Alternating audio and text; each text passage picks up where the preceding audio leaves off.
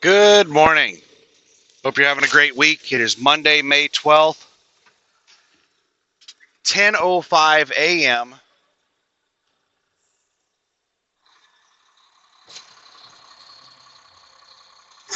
Mountain Daylight Time, local time, here in Sidney, Montana. I'm at a pilot Flying J, just south of Sidney, Montana. And I'm just about to hop onto, I think this is State Road 16. Yeah, this is the 200 that we're going to get on for about a few hundred feet. Montana 200, and then we're going to get on to Montana 16 and head south to Glendive, Montana, and to Interstate 94. Take the next right onto Montana 23 West.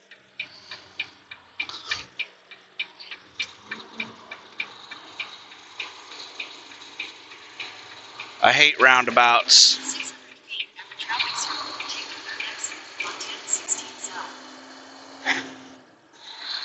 But they love their roundabouts here on 16. I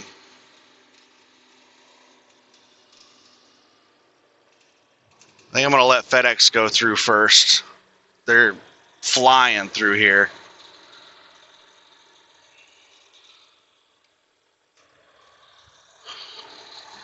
All right, so bear with me. Let me get through the roundabout, and then we'll chit-chat. All right, this person is flying up on the roundabout. All right, they stopped.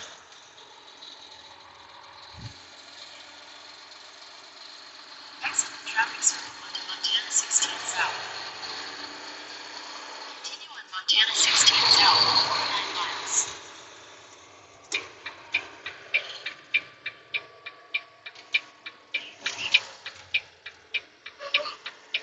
I'm going to let this guy go around me.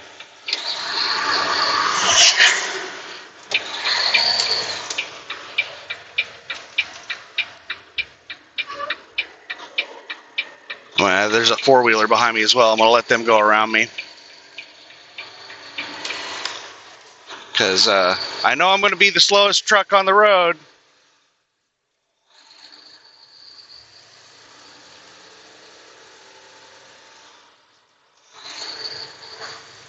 Speed limit is 65 on this bi-directional.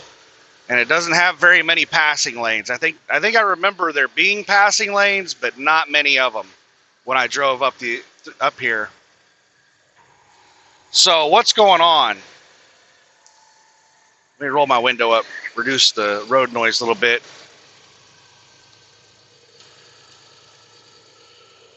So I'll tell you what's going on right now, and then I'll backtrack a little bit for people who didn't watch previous videos. So right now, I'm making my way to Parham, Minnesota, which is like 60 miles east of Fargo, North Dakota.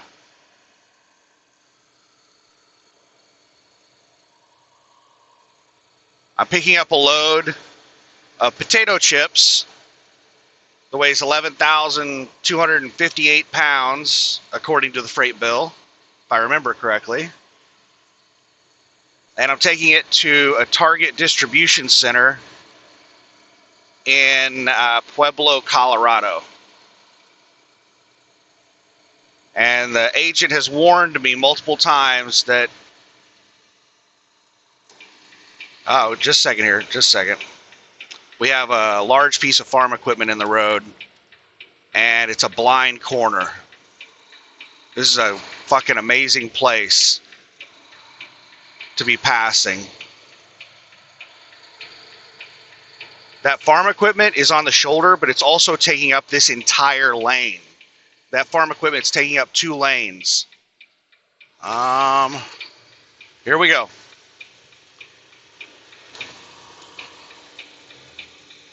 Oh, buddy, there's a semi coming the other direction. This is why I hate bidirectionals. They are so dangerous.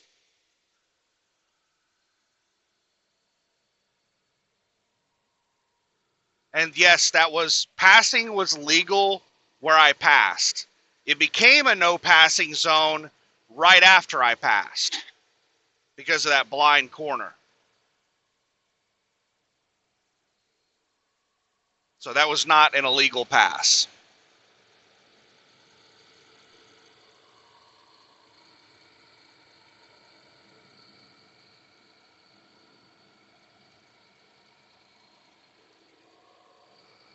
All right, so potato chip load. This is a spot market load. If you follow my videos, you know that I avoid spot market freight. I hate spot market freight. I have never had, well, let me take that back. I've almost never had a good experience with a spot market load.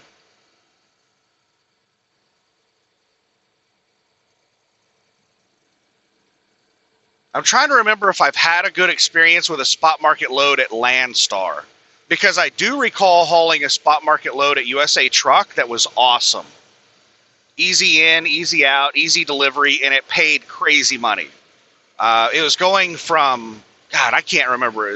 I want to say it was somewhere in Missouri, and I was taking it to somewhere in Kansas. It was a short run. It was only like, it was a same day run. It was like a 200 to 300 mile same day run, and it paid like $3,000 or $4,000. I can't remember. You can go. I've documented, I think, every single load I've ever hauled. I've documented on YouTube videos. So it was one of the loads I hauled with USA Truck when I was an owner operator.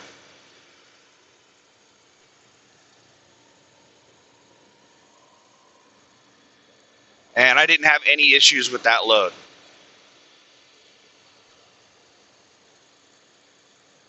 I had issues whenever I got on with Landstar with one or two spot market loads, and I tried hauling early on, and I very quickly made the decision to avoid spot market loads because of all the drama.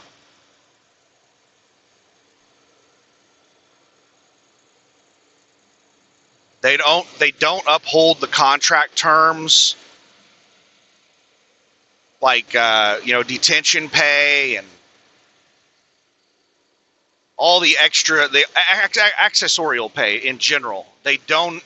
A lot of the spot market loads do not uphold the contract terms for all that stuff. They'll refuse to pay those things, and that's something that I've found to be really common as an owner operator. Is if the customer refuses to pay for something, then the broker is just like, yeah, they refuse to pay for it. And that's it. They just leave it right there. Like, we have a contract, and they're just refusing to pay, and we're not going to do anything about that. Like, if I do anything wrong,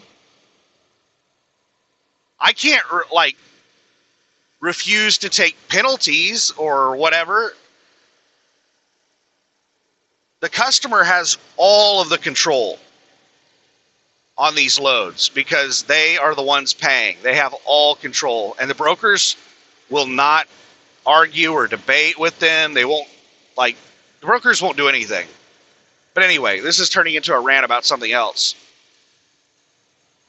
But I had a lot of issues with spot market loads, so I avoided them. This one, I'm hoping, is not going to be any drama because the agent told me that he's been, even though this is a spot market load, this is not a direct customer. This is a broker working with another broker.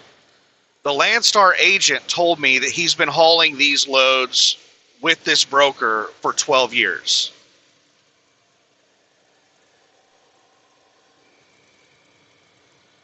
So, because this agent works with this particular broker and hauls this particular load for them all the time, I'm hoping there's not going to be any drama. Now, I initially called to book this load on Friday. Friday morning is when this load was posted. And it was posted for $3,000. and the agent lied about the pickup location. He listed it as Fargo to Pueblo, but it's actually Parham, Minnesota, which is 60 miles further. Agents do this crap to make the loads look better. It shortens the mileage, which makes the rate per mile look better. It's like 20 cents more per mile or something like that.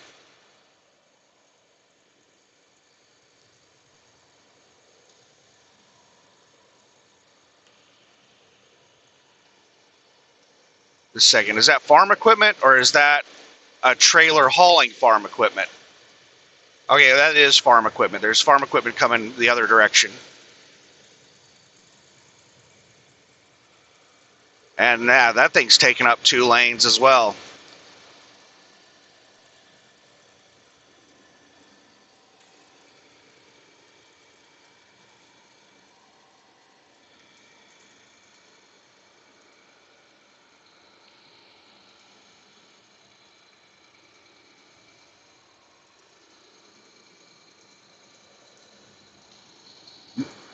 So I called to book the load. It was like, I forget what the rate per mile on it was, but it was $3,000. It was just under $3 a mile. It was like $2.86 a mile or something like that.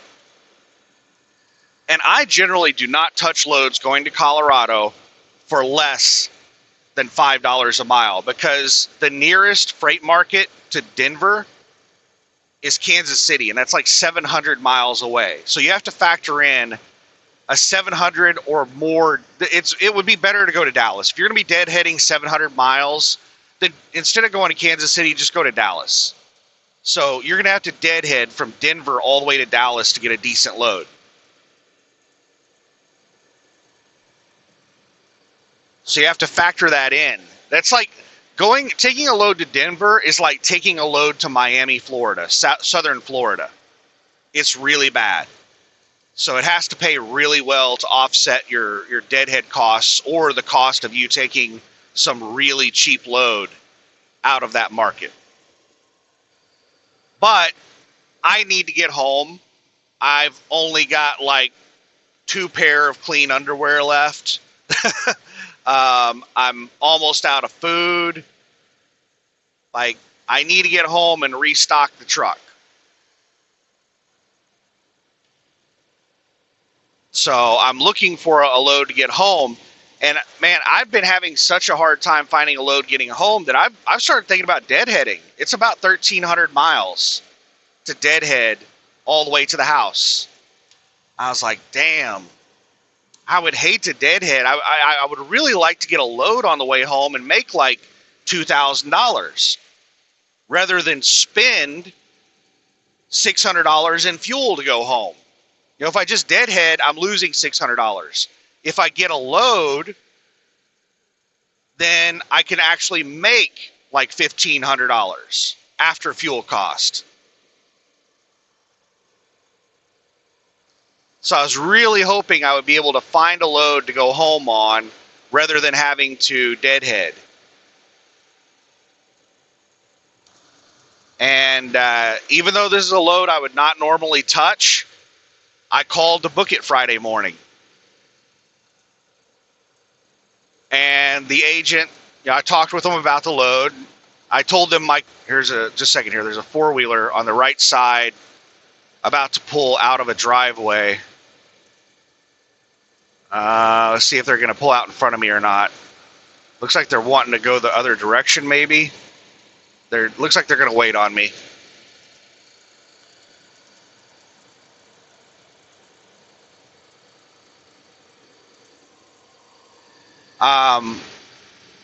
Just a second here. We got somebody with their. Is this this an escort vehicle?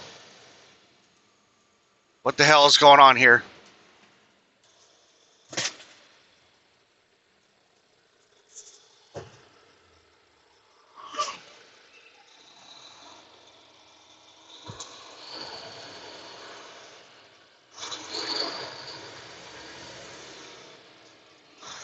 Yeah, it was an escort vehicle for an oversized load. They did not need to do that, but the escort vehicle pulled up, stopped in the middle of the road, and pulled out a stop sign for that oversized load to go across the bridge.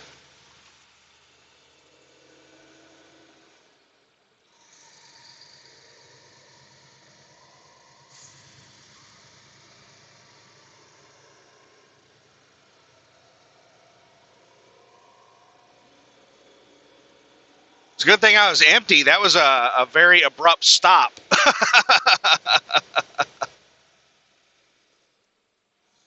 And I think it was completely unnecessary. That was they had a wide shoulder on that bridge. It wasn't like a narrow bridge.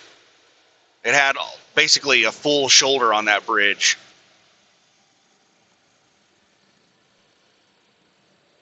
This is the reason I hate bidirectionals. Oh my goodness, man. Constant drama on bidirectionals.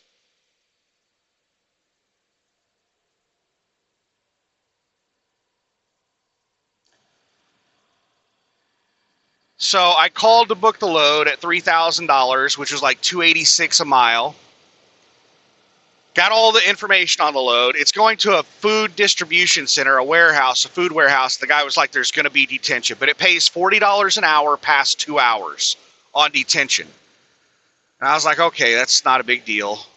And I was like, all right, I told him, it's a cheap load, but let's go ahead and do it. And he said, all right, let me call and book it, and I'll give you a call back. He calls me back a couple minutes later, and he says he doesn't want to do it at $3,000. He countered with $2,860. Are you kidding me? This is already like a half price load, and this asshole is trying to negotiate even less, and it's like $140 on a $3,000 load is so petty for him to try to negotiate that. It pissed me off. And I was like, you know what? Like, I did not even want to take this load in the first place. I normally don't go to Colorado for less than $5 a mile. So if they want to get an even cheaper rate than the 3,000, they can, have somebody else do it. I'm not going to mess with this. And the agent offered to play with the numbers to make it to where I would basically get the same exact amount of money the way that because I get 65% of the line haul and then 100% of the fuel surcharge. And then I get 100% of some other things. And he was offering to shift the money out of line haul into buckets that I get 100% of and make it to where I basically got the exact same amount of money. So it wouldn't affect me on how much money. I would get the exact same amount of money hauling it for $3,000 or $2,860. But I was like, you know what? No, I'm not playing games with this broker. I said, I appreciate it, but no. And he was like, well, let me, just a second here. There's a four-wheeler behind me. Looks like they're about to pass. They're hugging the left side of the lane really hard. Well, I hope they're not one of these people that wait till the last. But you know those people that they're about to pull out in front of you, and they sit there and they wait and they wait and they wait and they wait until you get really close to them, and then they pull out in front of you. They're sitting there trying to make the decision on whether or not to pull out in front of you, and they just keep waiting and waiting until it gets dangerous, and then they pull out in front of you. That's what I was afraid this four-wheeler behind me was going to do. He's just going to keep waiting and waiting, and then at the last second he would go to pass me. But no, he backed out of it. So the agent was like, well, the load doesn't pick up till Tuesday, so I'll keep an eye on it, and if he comes up on the rate later today or on Monday, I'll give you a call. I was like, all right. Just a second here. We got a little off-road golf cart vehicle on the left.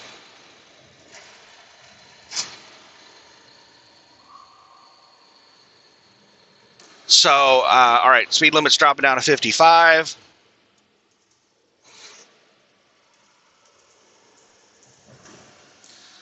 I've got 31 miles to go until we get to the interstate. And there's a truck stop at the interstate, a Pilot Flying J, and I'm going to throw in 50 gallons of fuel there and take a shower. I ran out of shower credits at the last truck stop. Otherwise, I would have taken a shower before I left.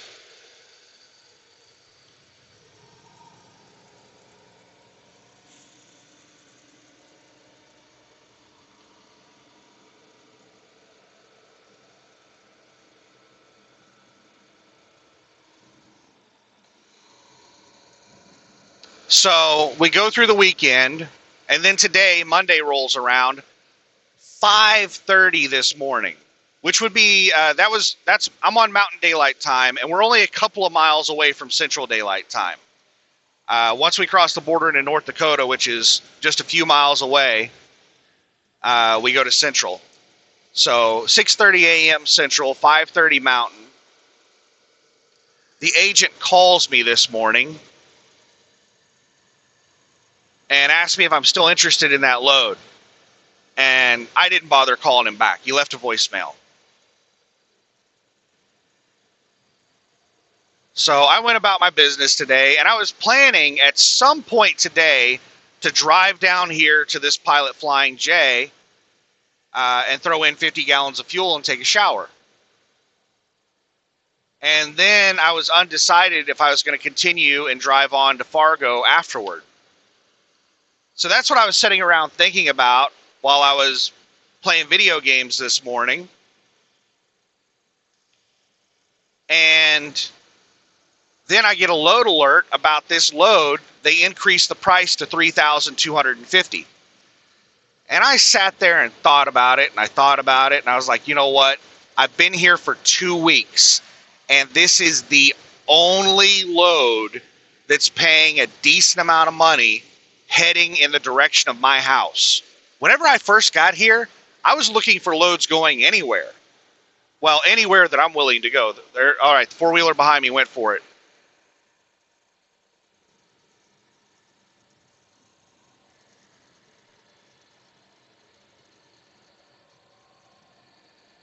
But over the past week, I've been looking for a load specifically going toward the house.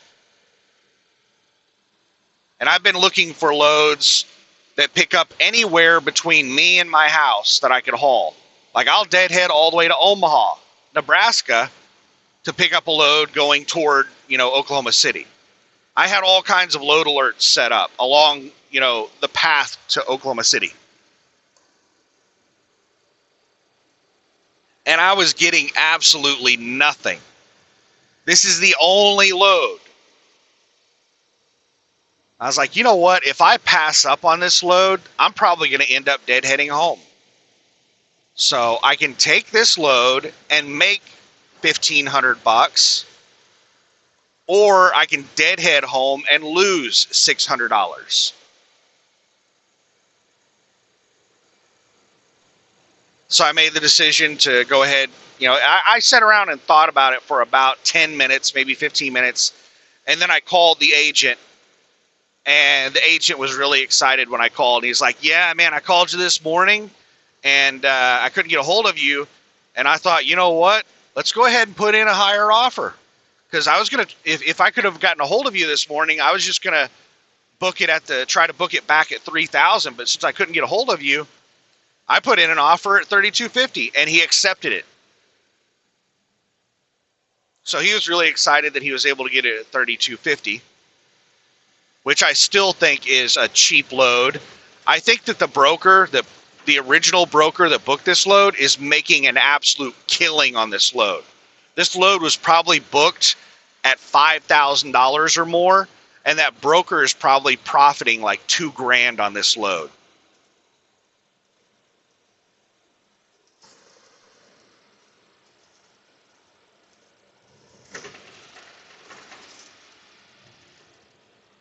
So, yeah, called him, talked with him, and booked the load. I did have one additional question for him. I asked him if I was going to have to deal with lumpers. Because he said it's a food distribution center that I'm delivering to, a food warehouse. And those are some of the worst places to deliver. And you usually have to deal with, just a second, up the top of this hill, there's something on the right side, some kind of construction or farm equipment.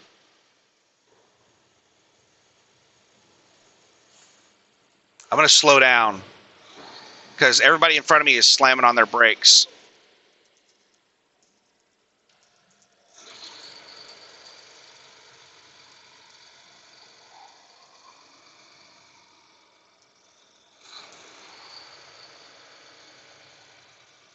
Lumpers. That's what I was asking about, was lumpers. Just a second here. Looks like there's not an opportunity to pass. Everybody's just stuck behind this farm equipment, or it looks like a road grader, actually. It's hard to tell from here. They're waiting for a safe time to pass. And we're about to enter a no passing zone.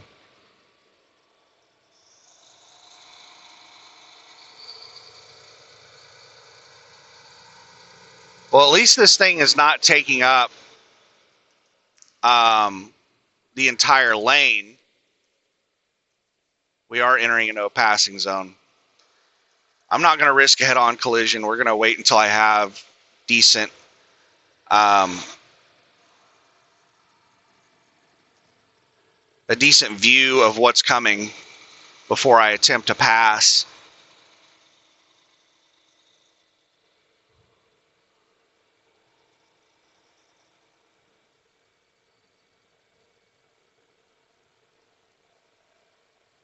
There's a second here. All right, after that white car, I'm going for it. Oh, no, I'm not. There's a motorcycle or something that's hauling ass that just went around the turn way down there. I'm not going to risk going out. I can't tell how fast that thing's going, but it looks like it's moving.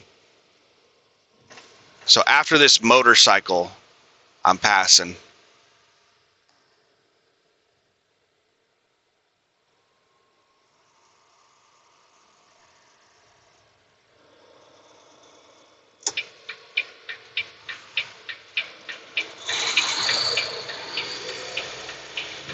All right, still clear, clear, clear, clear. Oh, semi-truck, semi-truck, semi-truck, and a four-wheeler behind the semi-truck.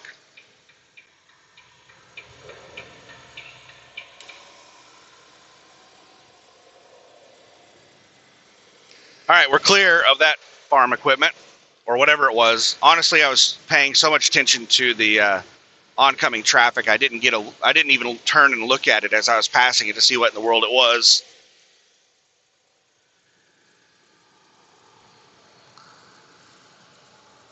So I asked them about lumpers, because if you've never delivered to a food warehouse, it is one of the worst places to deliver. They typically have the most strict rules on appointment times. They don't want you there more than like 15 minutes early. They will turn you around and make you leave the property if you get there more than like 15 minutes early. If you're more than 1 minute late, then they'll penalize you like $100 penalty. If you're more than like 30 minutes late, it's like a $200 penalty. If you're more than an hour late, it's like a $500 penalty. And on top of that, you have to reschedule a new appointment if you're like over an hour late. So you usually have to check in with security at the front to get in. Then you have to check in with the warehouse people to figure out what door you're going to go into. And then you have to check in with the lumper service to deal with their crap. Like and then it takes forever. Like you're usually sitting around for like 8 hours getting unloaded because they do piece counts. They'll take the pallets off, they'll break down the pallets, and they'll count every single item on the pallet. So when you deliver to food warehouses, it's an all-day thing. Like, it sucks so much. And he's already warned me that there's going to be detention. I'm going to be there all damn day long. So my other concern was lumpers. I don't want to get there and be blindsided by lumpers and be like, who the hell is paying for this lumper? I'm not paying out of pocket for the damn lumper. If I'm going to pay for a lumper, then what's going to happen is the broker is going to cut a check. The broker is going to give me a com check number for the broker. And the broker is going to deal with getting reimbursed on that crap. I'm not going to deal with getting reimbursed on a damn lumper fee. Because, like I said earlier, on these spot market loads, they refuse to pay for stuff all the time. You should not count on any kind of reimbursement or accessorial pay or anything on spot market loads with Landstar, because these shady ass brokers refuse to pay for stuff all the time. I've actually had Landstar force agents to pay me out of their own pocket for things that that brokers were supposed to pay for. I'm pretty sure, I could be misremembering this, but that I booked a load going from Dickinson, North Dakota to somewhere in Longview, Texas or something. It was northern Texas.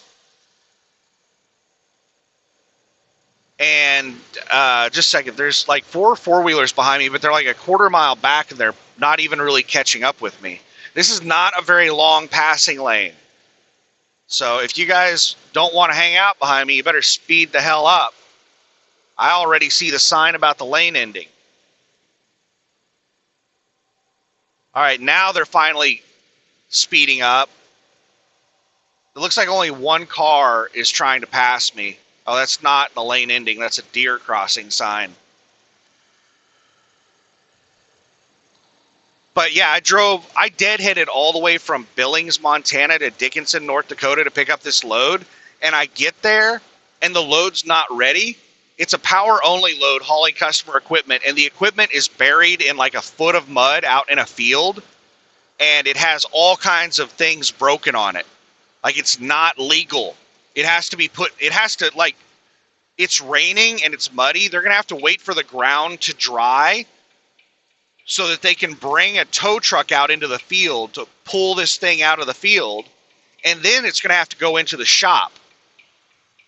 And I said, I'm not sitting around waiting for all that crap to happen. It could take a week for this trailer to be ready. And the agent just gave the brokers my information. So the originating broker was calling me directly. I didn't want to talk with the originating broker. I wanted to deal with the Landstar agent, but the Landstar agent just did not want to be involved. Just every time anything about the load, he just had the originating broker call me. Anytime I contacted the Landstar agent about the load. So I called the Landstar agent and told him that I'm not hauling this crap. I'm not sitting around for a week. I explained the situation to him. And then 5 minutes later, I get a call from the originating broker. The originating broker was pissed off at me and wanted me to go and inspect the equipment and figure out all the things that needed to be fixed on it. He basically wanted me to manage getting that truck out. He wanted me to manage getting a tow service out there to get the truck towed out and manage putting it into the shop, getting everything fixed, and then deliver the load. And I'm like, no, I agreed to deliver the load. I didn't agree to come out here and manage getting the equipment ready to be delivered. You're not paying me for that. And he was such an asshole. The originating broker was such an asshole on the phone. And I requested a truck ordered, not used, and he refused to pay it. I deadheaded 300 miles to pick that load up. And he refused to pay me a truck ordered, not used. And I called the Landstar agent probably several times about the truck ordered, not used. And he was like, well, he refused to pay it. Every time I contacted the Landstar agent, he just contacted the originating broker and asked for a truck order not used. The originating broker was an asshole. And he's like, I already told you I'm not paying it. And the Landstar agent was, I think he was mentally challenged. So this guy was an idiot. Every time I'd called him and talked to him about the truck order not used, all he did, every single time, he contacted the originating broker and requested a truck order not used again. He requested it 5 times. And I told the Landstar agent, I said, I don't care about the originating broker. I booked the load with you. If the originating agent, if the broker that you booked the load through is refusing to pay a truck ordered, not used, then that's not my problem. You need to pay the truck ordered, not used. And the Landstar agent just played stupid. Like, this guy was mentally challenged. I'm quite certain he was not very intelligent. So I ended up calling Landstar Corporate and explaining to them what was going on. And I think that Landstar ended up paying me a truck ordered, not used. They didn't pay me the full $650 or whatever it is for a truck ordered, not used. A truck ordered, not used is like $650, I think. Somewhere around $600. And, whoa, that bird almost hit my windshield.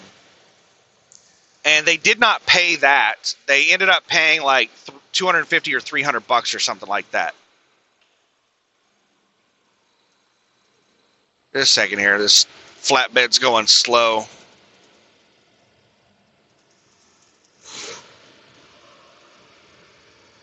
So we're having to slow it down.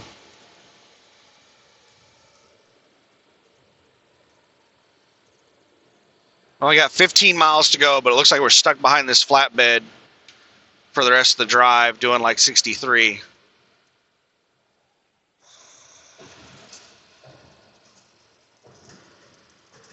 Well, he got up to 65 going down the hill.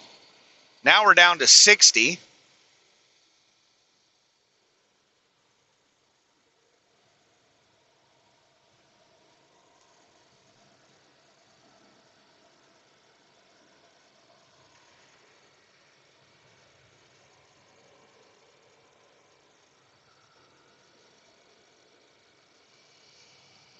Swerving all over the road.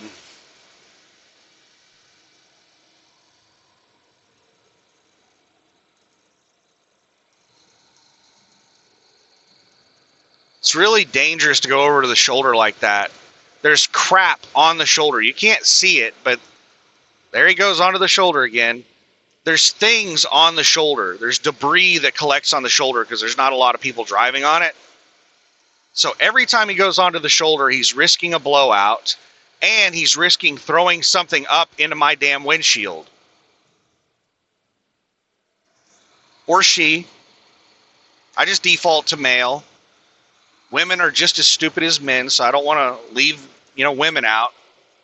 People claim I'm sexist or something. Women are dumb too. Women are bad drivers just like men. And now I've got four-wheelers piling up behind me, and it's going to be really dangerous for them to pass with me having another vehicle this close in front of me. They're either going to try to pass both of us at the same time, or they're going to try to dip in between us.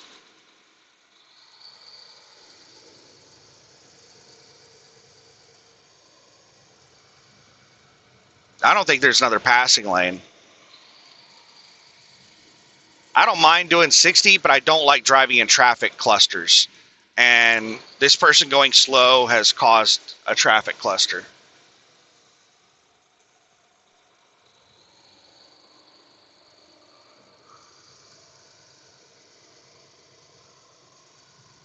There he goes off onto the shoulder again, right on a damn gravel driveway.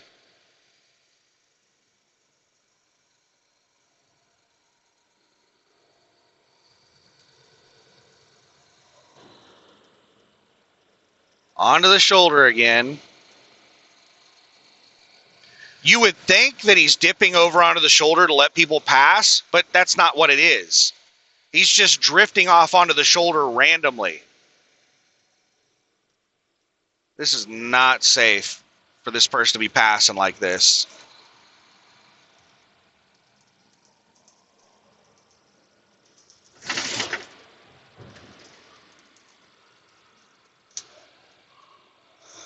Great. Have I mentioned that I hate bidirectionals?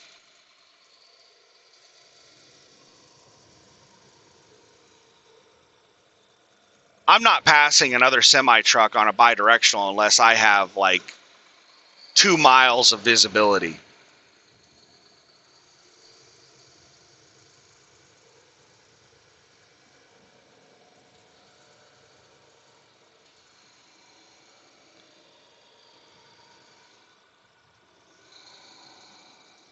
Great, great. This is so dangerous. These four-wheelers are aggressively passing in really dangerous situations. Just a second here. I may not be able to talk much more throughout the rest of this drive.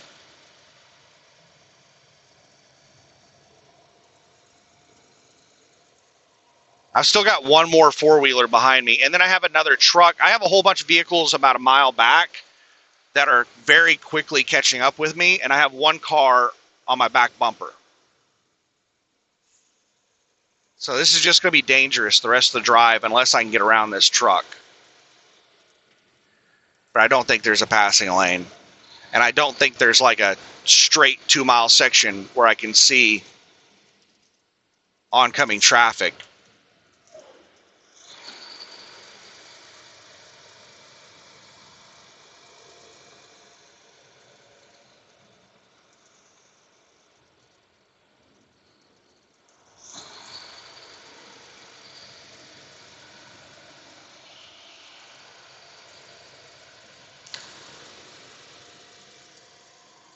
All right. There goes that four-wheeler.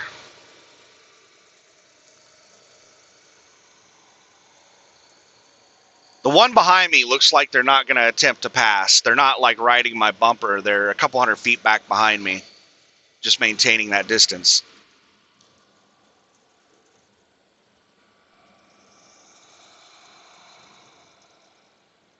I forgot what we were talking about. I think we were talking about how much I despise spot market loads, but yeah, I don't like doing them. But hopefully there's no drama with this load.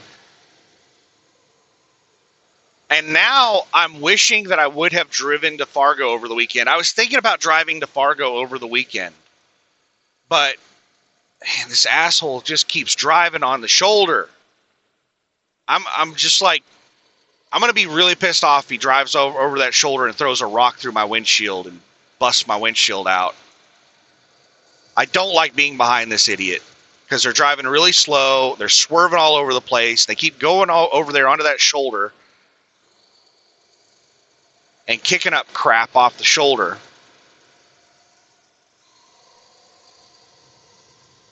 We have like a 2-mile section. I do see a truck like 2 miles away.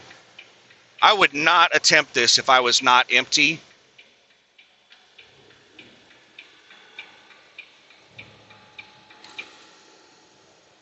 But we have a 2-mile section where I can see what's going on. And that asshole sped up when I passed.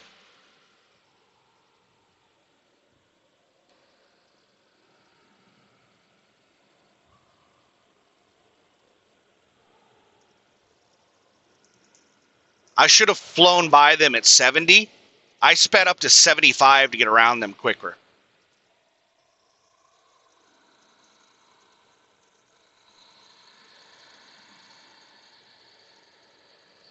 I hate people. Oh my God, I hate people. If somebody tries passing me on a bi-directional, I slow down. That asshole just sped up when I was trying to pass them. What a dick. Oversized loads coming the other direction. We've only got 7 miles now.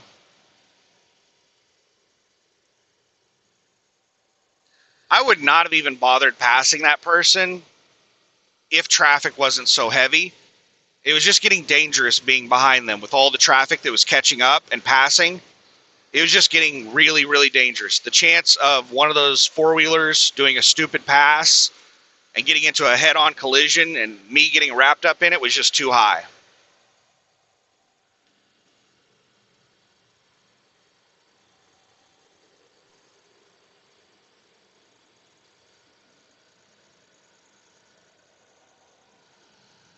So, yeah, hopefully there's no drama with this spot market load.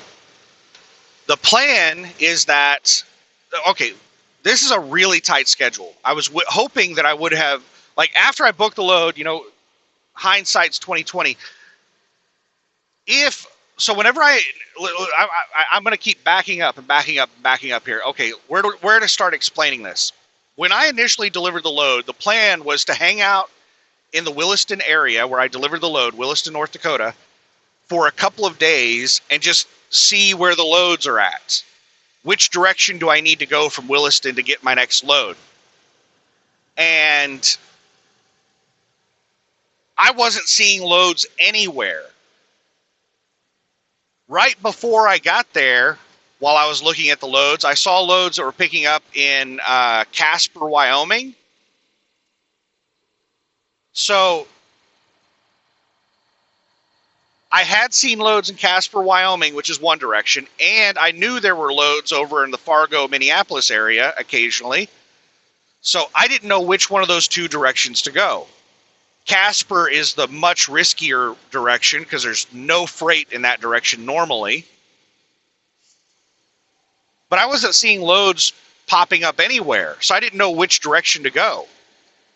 So I just kept sitting there in the Williston area. And this weekend, I was like, you know what? I should just go ahead and deadhead to Fargo. Even though I hadn't seen any loads coming out of Fargo, except that one, the one that I have right now that I tried to book and it fell through.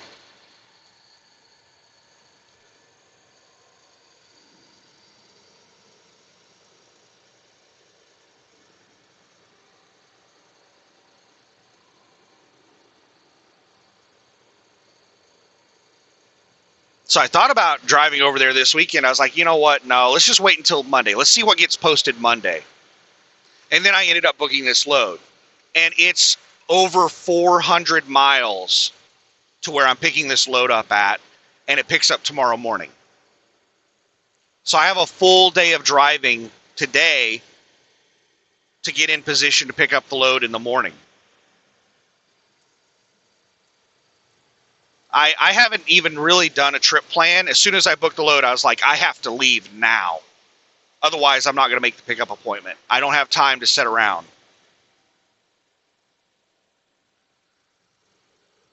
So I just took off. I got the truck ready to go, and I took off.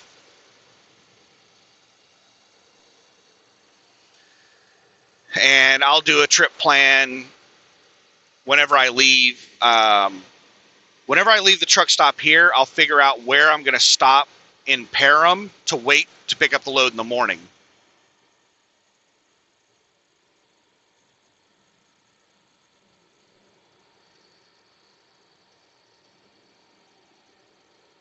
And fuel's a lot cheaper once I get down to around Omaha, Nebraska. I don't know the exact route that I'm going to take. I'm pretty sure that I'm going to take 29 to 35 to Omaha, and then in Omaha I'll probably take 80 over to Cheyenne and then 25 down, or not all the way to Cheyenne. There's some interstate that cuts in between 80 and 25 diagonally. I can't remember what it is. I don't think I've ever been on that interstate, but that's the route that I'm like 90% sure I'm going to take, but I haven't trip planned it yet. But I do know that fuel in Omaha is like 30 cents a gallon cheaper than fuel up here in North Dakota. So throwing in 50 gallons should be enough to get me to Omaha. And then I'll top off fuel in Omaha. And that should be enough to get me all the way home. All right, speed limit's dropping down to 55. We're turning off the cruise. Just coasting right now. 60, still dropping, and there's the sign where it's dropping to 55. We're at 57, 56, 55. Did not touch the brakes, just tap the brakes to turn off the cruise and let it coast down. Now I got a sign saying it's dropping down to 45. And I've only got a mile until my turn into the truck stop. No, it's dropping down to 40, not 45. And we're letting it coast. We got a ways until the sign. We're at 45, 43, 42. I'm going to have to start pressing the throttle now. 41, And there's the sign where it's dropping down to 40. We're speeding. We're doing 41 right now.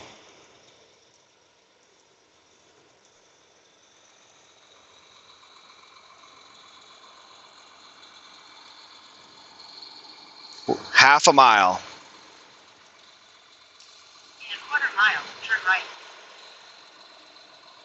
Quarter mile. Where that truck just turned in.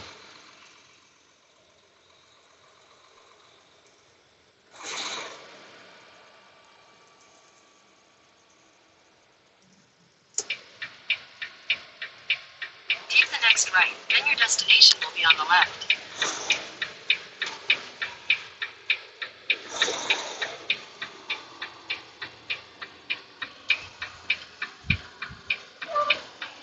All right, here we go. And when I fueled up here last time, all the pumps over on the right side didn't work. All right, what's going on here? Who's fueling? Who's taking their 30? What's going on here?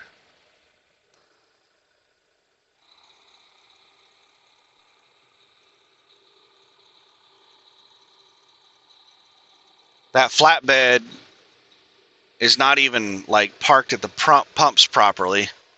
All right, there's nobody behind me, so for the moment, Station is on the left. I'm just going to hang out right here where I can hit any one of those 3 spots if they open up. If somebody comes in behind me, then I'm going to have to pick a spot.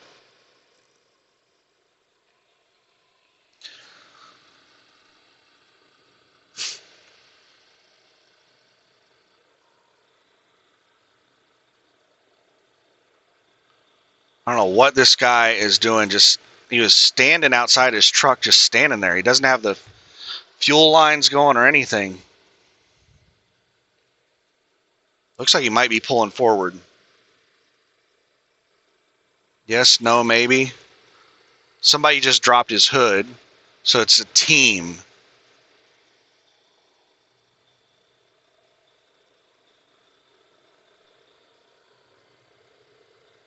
All right, now they're pulling forward. What? Oh, no, they have a reefer. They're fueling up the reefer.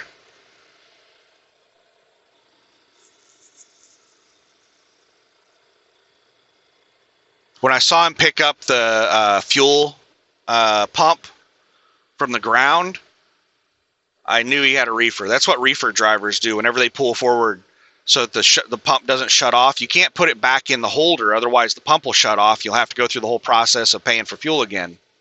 So they just lay the pump on the ground whenever they pull forward to fuel up the reefer.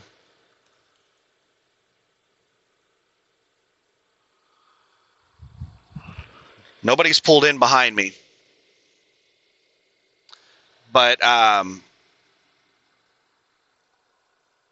going to top off fuel here. Let's change to on-duty fueling. Are you serious? That flatbed's already done?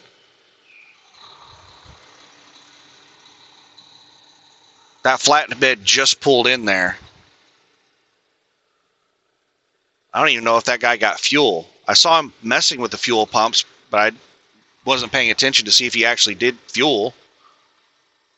I hope this pump's working.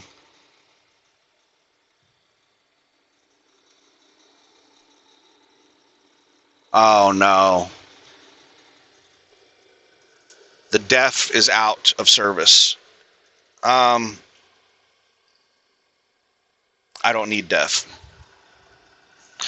All right, I'm going to keep recording while I'm fueling.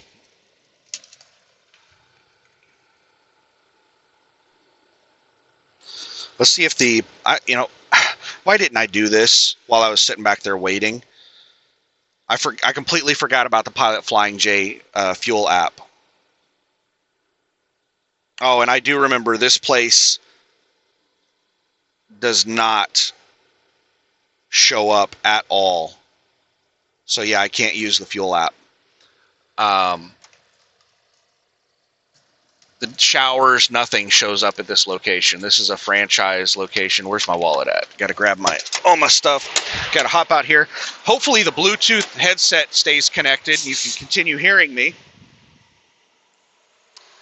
Throw in the fuel card.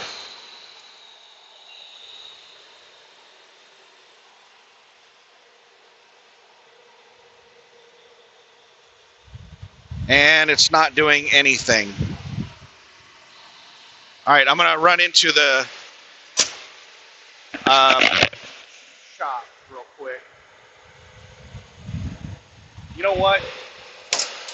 The people to my left just left.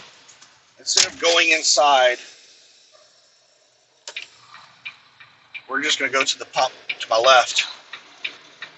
There's nobody behind me.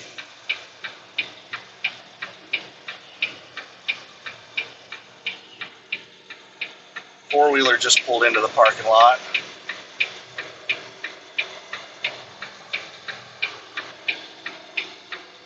They're going over to the car parking area. All right, that's plenty of room. So yeah, the card reader doesn't work and the DEF pump doesn't work. I don't even know if the fuel lines work on that one. I know the fuel lines did not work on the ones over on the right, at the very end on the right side, whenever I fueled up here last time. So that pump that I was just at may be completely down. All right, now let's give it another try.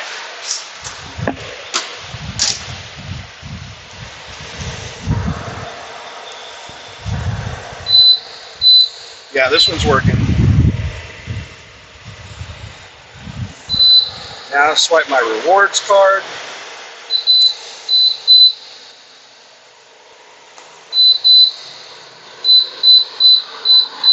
Now I have to put in a ton of information. I'm not going to put in DEF because I'm basically full on DEF. I could put in maybe a gallon. I'm not going to bother.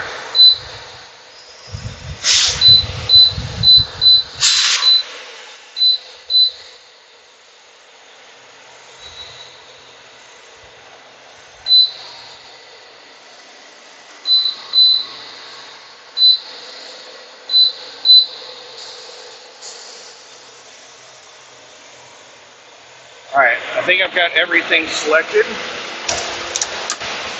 So now let's turn the truck off and let's start pumping. No, I don't want a cash advance.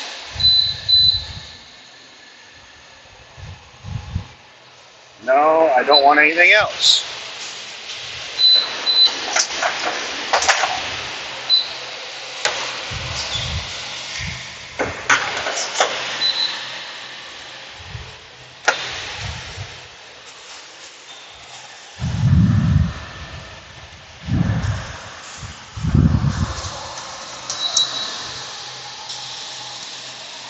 I have to remember that I only want to put in 50 gallons for just to get me to Omaha and get a free shower.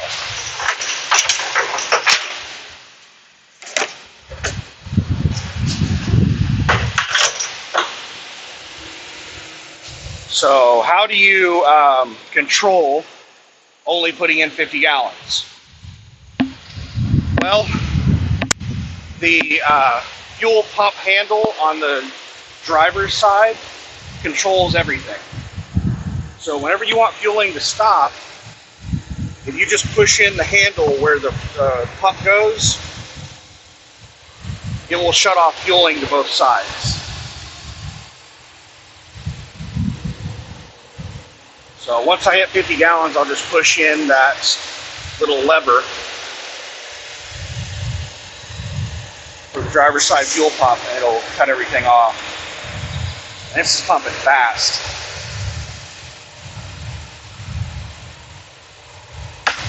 All right, 50.607 gallons.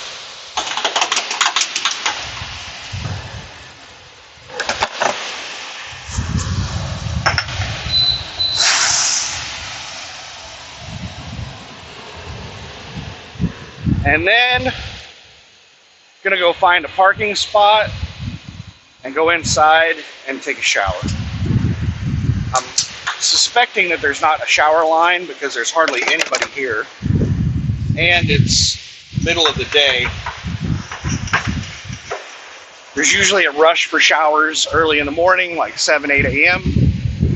And then in the afternoon, when everybody's shutting down, between like 7 and 10 p.m.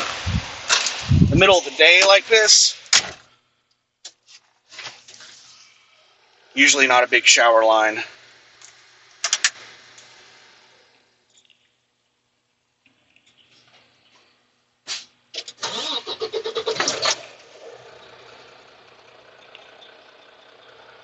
My fuel gauge is showing completely full, but I don't think that's the case. 7 hours and 7 minutes of remaining drive time. All right, here we go.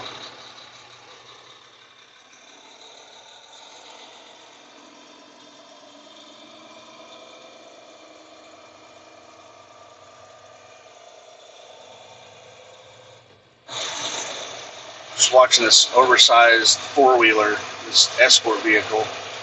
It's been circling around in the parking lot. All right, we're gonna park right in between these two trucks. And then go in and take a shower. So there's a lot of good news going about tariffs and stuff like that. I will probably do a driving video when I get out of the shower.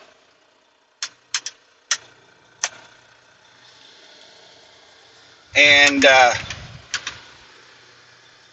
change this over to sleeper berth. I'll probably do a driving video when I get out of the shower, and we'll rant and rave about tariffs and freight market and stuff like that.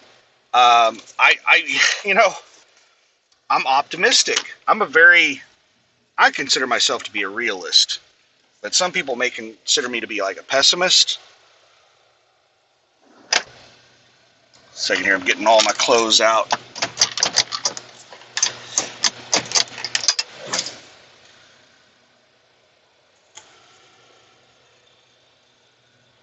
All right, what shirt do I want to wear? Let's go with red.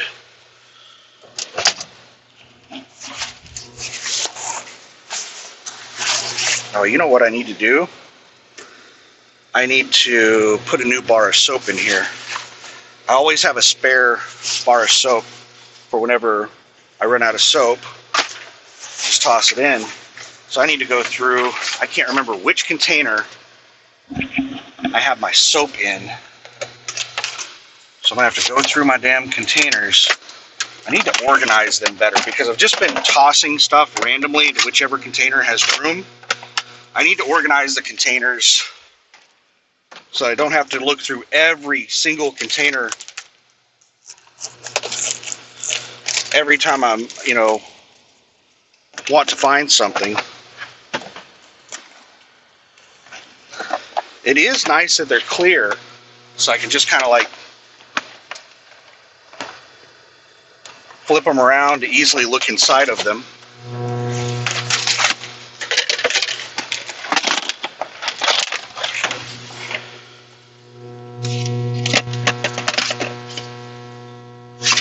Great. It's not in any of those. I just chose the wrong section of containers. I have containers in a cabinet. The really big tall cabinet that's meant for like hanging clothes. And then I have containers in the passenger side floorboard stacked up. And it looks like it's in the passenger floorboard containers.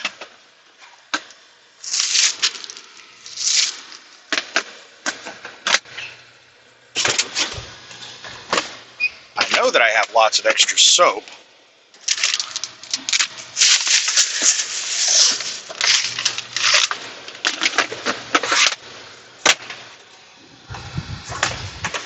Is it in the very last container that I'm going to look in? Yep, it's in the very last container. You know what? I need to restock soap. I've got 3 bars of soap left. I'm going to go ahead and put all 3 bars in my shower bag.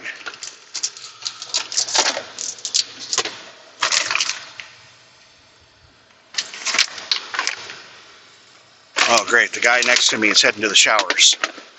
You better not get my shower, bro.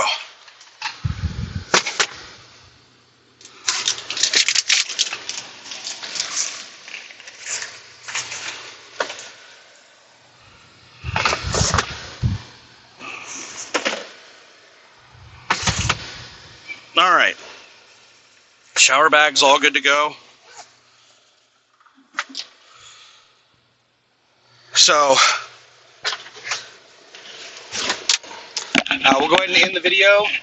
Oh crap, I had my headset up.